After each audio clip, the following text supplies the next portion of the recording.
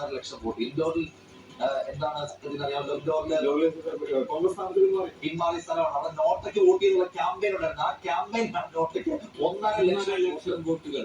ഇതാണ് ഞാൻ ഇൻഡോറിലെ സ്ഥാനാർത്ഥി പ്രഖ്യാപനം വന്ന ശേഷം 10-13 വർഷം മുമ്പുള്ള ഒരു കേസിൽ ഇയാൾക്കെതിരെ വധശ്രമം കുറ്റമെടുത്തു.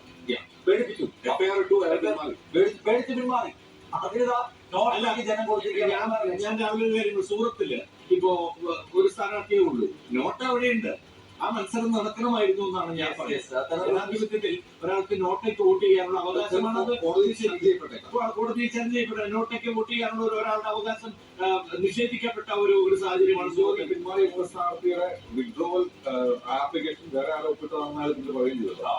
ഹരിമോഹൻ ഇനി എത്ര വോട്ട് എണ്ണാൻ കാണും അവിടെ? ഏകദേശം ഒരു 3 ലക്ഷത്തോളം വോട്ട് ഇനിയും എണ്ണാൻ ബാക്കിയുണ്ട് എന്നുള്ളതാണ്, അല്ലെങ്കിൽ അതിന്റെ ഫലമാണ് ഇനി പുറത്തു വരാൻ ബാക്കിയുള്ളത് എന്നുള്ളതാണ്. ഇപ്പോഴും 1500-1600 റേഞ്ചിൽ കറങ്ങുകയാണ് ഭൂരിപക്ഷം. മാത്രമല്ല എടുത്തു പറയേണ്ടുന്ന ഒരു കാര്യം, ഞാൻ നേരത്തെ പറഞ്ഞതുപോലെ 6000-7000 വോട്ടിന്റെ വ്യത്യാസം ഉണ്ടായിരുന്നു അടൂർ പ്രകാശും വി മുരളീധരനും, അതായത് 1ഉം 3ഉം സ്ഥാനങ്ങൾ ഉള്ളവർ തമ്മിൽ. പക്ഷെ ആ വ്യത്യാസം വർദ്ധിച്ചിരിക്കുന്നു.